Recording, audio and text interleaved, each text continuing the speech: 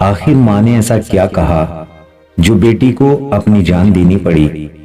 دوستو، فاطمہ ایک بہت خوبصورت لڑکی تھی اور اپنے ماں باپ کی ایک لاڈلی اور لوتی بیٹی تھی۔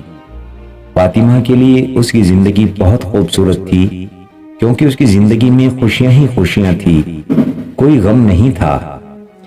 لیکن اسے خبر نہیں تھی کہ آنے والے دن اس کی زندگی میں کیا رنگ دکھانے والے ہیں۔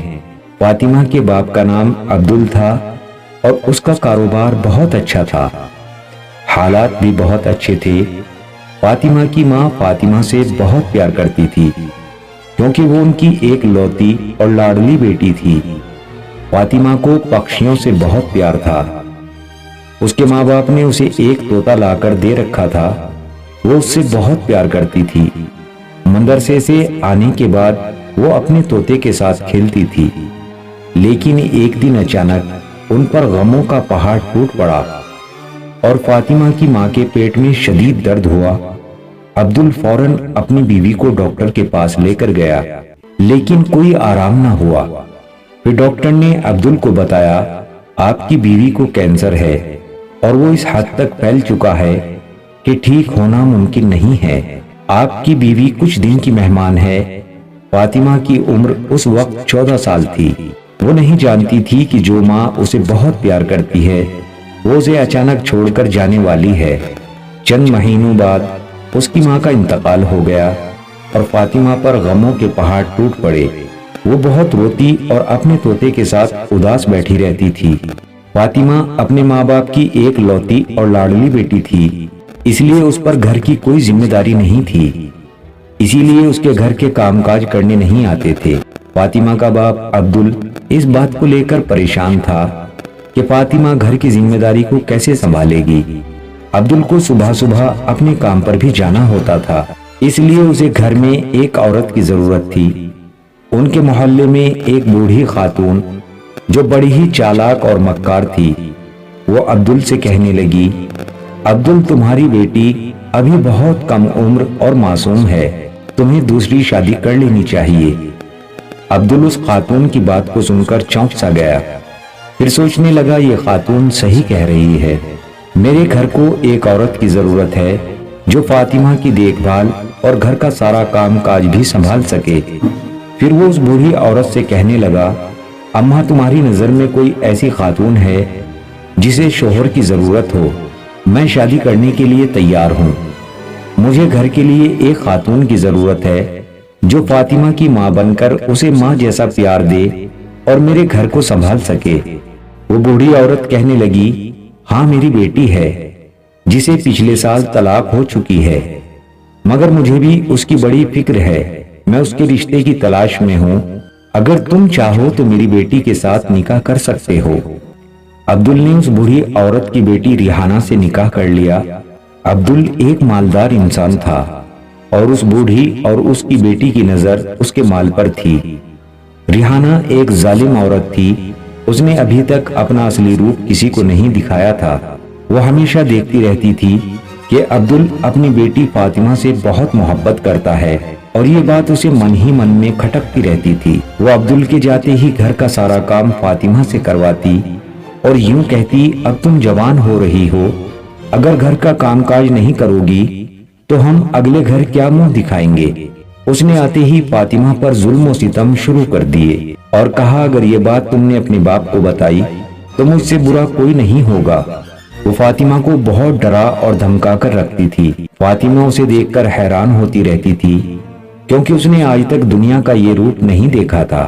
فاطمہ کی نئی سوتیلی ماں بہت ہی ظالم عورت تھی۔ وہ فاطمہ سے گھر کا سارا کام کاج اسی سے کرواتی، کپڑے دھلواتی، کھانا بنواتی۔ کبھی کبھی فاطمہ کے ہاتھ جل جاتے، وہ اپنے ہاتھوں کو دیکھ کر اپنی ماں کو یاد کرتی اور روتی رہتی تھی کیونکہ اس کی ماں نے اسے ہمیشہ پھولوں کی طرح رکھا۔ پھر ریحانہ نے عبدل سے کہا، اب تمہاری بیٹی جوان ہو رہی ہے، اسے مدرسے جانے کی کیا ضرورت ہے؟ اب میں اسے نئے نئے ہنر سکھاؤں گی تاکہ اگلے گھر جا کر وہ اس کے کام آ سکے۔ مدرسہ پڑھا کر ہمیں کیا کرنا ہے؟ اس نے عبدل کے کان بھر دیے۔ عبدل نے اپنی بیوی فاطمہ سے کہا، اب تمہیں مدرسے جانے کی کوئی ضرورت نہیں، اب تم گھر کے کام کاج کیا کرو۔ فاطمہ اپنے باپ کی بات سن کر رونے لگی۔ اسے یقین نہیں ہو رہا تھا کہ اس کا سگا باپ اس کے ساتھ یہ سلوک کرے گا۔ اس کی سگی ماں تو اسے چھوڑ کر چلی گئی تھی، جو اسے بہت پیار کرتی تھی۔ اب عبدل بھی اپنی بیوی ریحانہ کی زبان بولنے لگا تھا۔ ریحانہ کی ماں بھی چالاکی سے انہی کے گھر میں رہنے لگی۔ ہمیشہ عبدل کے سامنے رونا روتی رہتی تھی کہ میں ایک غریب اور مظلوم عورت ہوں۔ اس طرح کی باتیں بول کر اس نے عبدل کے گھر میں اپنی جگہ بنا لی۔ دونوں ماں بیٹی فاطمہ کے ساتھ برا سلوک کرنے لگی۔ فاطمہ ہمیشہ اپنے طوطے کے ساتھ رہتی تھی۔ جب ریحانہ نے یہ دیکھا کہ یہ ہر وقت اپنے طوطے کے ساتھ بیٹھی رہتی ہے تو اس نے اپنی ماں سے کہا، اس طوطے کو چپکے سے آزاد کر دو، یہ اپنا کام کاج چھوڑ کر سارا دن طوطے کے پاس بیٹھی رہتی ہے۔ یہ بچی نہیں رہی، بڑی ہو چکی ہے۔ ریحانہ کی ماں نے چپکے سے اس کا طوطا آزاد کر دیا اور فاطمہ کو پتہ ہی نہیں چلا کہ اس کا طوطا کہاں گیا۔ فاطمہ کی نظریں ہمیشہ اپنے طوطے کو تلاش کرتی رہتی تھی۔ فاطمہ اپنے طوطے کے غم میں رونے لگی اور شام کو جب اس کا باپ گھر آیا تو اس نے اپنے باپ سے کہا، ابا جان، میرا طوطا پتہ نہیں کہاں چلا گیا۔ وہ طوطا اس کی ماں نے اسے لا کر دیا تھا۔ وہ اس طوطے سے بہت پیار کرتی تھی۔ اس کی بات سن کر اس کا باپ بھی پریشان ہوا۔ آخر کار وہ اس کی بیٹی تھی اور وہ اپنی بیٹی سے بہت محبت کرتا تھا۔ اس نے اپنی بیٹی کو تسلی دی تو ایک دم ریحانہ بیچ میں بول پڑی، ارے طوطا ہی تو تھا، اس نے رو رو کر پورا گھر سر پہ اٹھا رکھا ہے، اسے دوسرا طوطا لا دینا، تم ادھر آؤ اور کھانا کھا لو۔ ریحانہ اس کا دھیان بٹانا چاہتی تھی، لیکن آخر وہ فاطمہ کا باپ تھا۔ اس نے اپنی بیٹی کی آنکھوں کی طرف دیکھا، اس کی آنکھیں رونے کی وجہ سے لال تھی۔ وہ فوراً دوسرا طوطا بازار سے لینے چلا گیا، لیکن اچانک اس کی نظر پڑی، ان کا وہ اپنا طوطا گلی کے باہر ایک دیوار پر بیٹھا تھا۔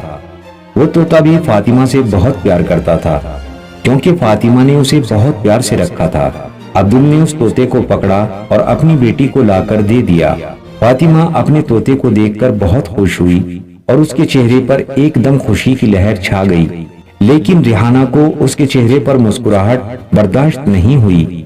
وہ فاطمہ سے دل ہی دل میں بہت نفرت کرتی تھی۔ اس نے سوچا، میں ایک موقع تلاش کر کے اس طوطے کو جان سے مار دوں گی۔ اس نے فاطمہ کا مندر سے جانا بھی بند کروا دیا تھا۔ وہ سارا دن گھر کے کام میں لگی رہتی اور اس کی سوتیلی ماں ہمیشہ آرام فرماتی رہتی تھی۔ فاطمہ کی زندگی جیسے اس پر ایک بوجھ سا بن گئی ہو۔ فاطمہ ہر پل خاموش رہتی اور کم کھاتی پیتی تھی۔ فاطمہ اپنے طوطے کو پھل کھانے کے لیے دینے لگی تو اس کی سوتیلی ماں ایک دم چلا اٹھی، اسے اتنا مت کھلاؤ، اس گھر میں حرام کی کمائی نہیں ہے۔ اس کی یہ بات سن کر فاطمہ کی آنکھوں میں آنسو آ گئے۔ فاطمہ نے ریحانہ سے کہا، یہ ایک معصوم پرندہ ہے، اگر اسے کھانے پینے کو نہیں دیں گے تو یہ مر جائے گا۔ ریحانہ نے کہا، اسے روٹی کی عادت دو اور سارے پھل فریج میں رکھ کر لاک کر دیے۔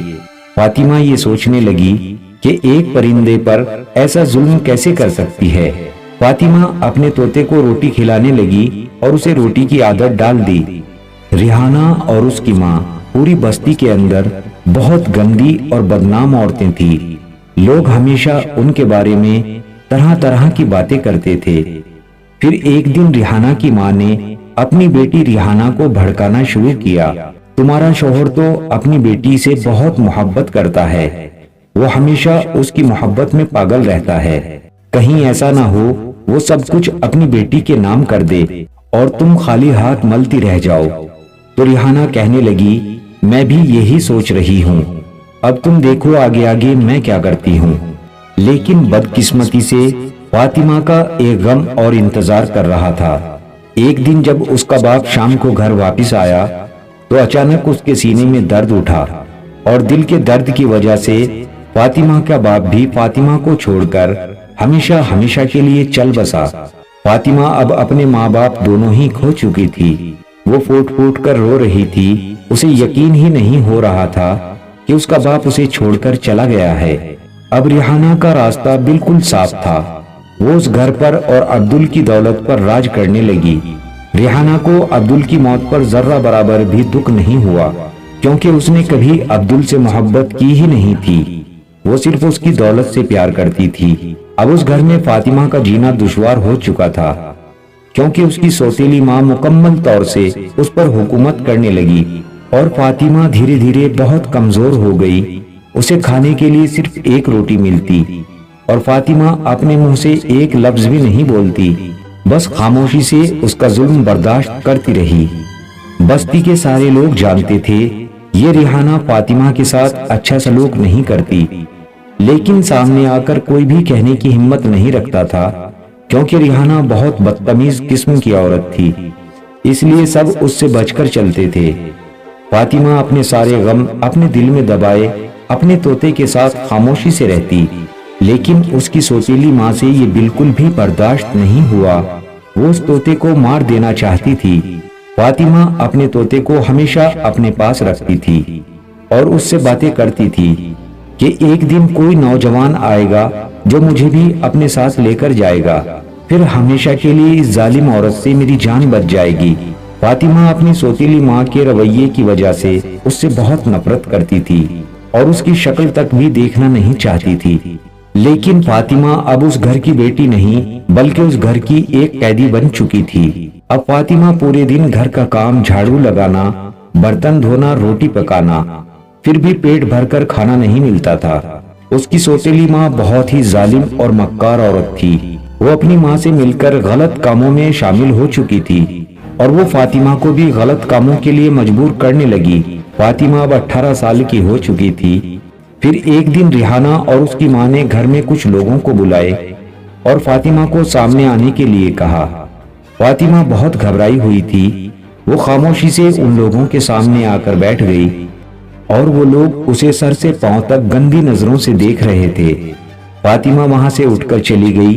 वो लोग आपस में कुछ बातें करने लगे, लेकिन ये कोई नहीं जानता था कि ये सब क्या बातें कर रहे हैं। फिर ये सारा राज आधी रात को जाकर खुला।